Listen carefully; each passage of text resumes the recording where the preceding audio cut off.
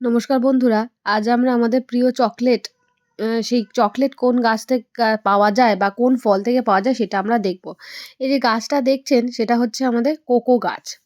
হ্যাঁ, সেই cocoa powder যেগুলো আমরা কেকে মেশাই সেই কোকো পাউডার যেটা থেকে আমাদের চকলেট তৈরি হয়। যে ফলগুলো ঝুলছে দেখছেন সেগুলো কিন্তু কোকো ফল। গাছটি জামরুলের গাছের মতন বড় কাষ্ঠালো গাছ। পাতাগুলিও জামরুল গাছের মতন। সচরাচর কেউ দেখলে বুঝতে পারবে না যে এইটি কোকো গাছ। আমি কেরালায় একটি বাড়িতে এই কোকো গাছটি দেখতে পাই এবং ফল দেখে চিনতে পারি যে এটা কোকো ফল।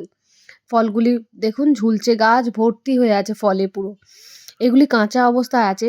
পাকলে এই ফলগুলো লাল রং ধরে এবং ভেতরের যে পুরটা থাকে, ফলের ভেতরে যে পুরটা থাকে শাঁসালো অংশটা সেটা আলগা হয়ে আসে এবং তার ভেতর থেকে দানাগুলি নিয়ে সেগুলোকে রোদে শুকিয়ে আমাদের তৈরি হয়ে যায় প্রিয় চকলেট পাউডার। যে চকলেট আমাদের বাচ্চা থেকে বুড়ো প্রত্যেকে খেতে আমরা ভালোবাসি। ওখানকারই একটা লোকাল লোকের কাছ থেকে আমি চেয়ে ২ টি ফল নিয়ে এসছিলাম বাড়িতে ভালোভাবে দেখব বলে। দেখুন ঠিক এইরকম দেখতে হয় কোকো ফলগুলো। একটু বড় ধরনের হয়, ভেতরটা খুব ভারী হয়। নারকেলের মতন খুব ভারী হয় এগুলো দেখতে।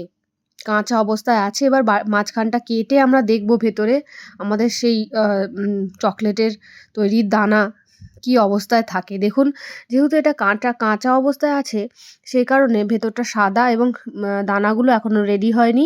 দানাগুলো জাস্ট সবে রং ধরেছে। আর ২ সপ্তাহ হলেই এগুলো পেকে রেডি হয়ে যাবে।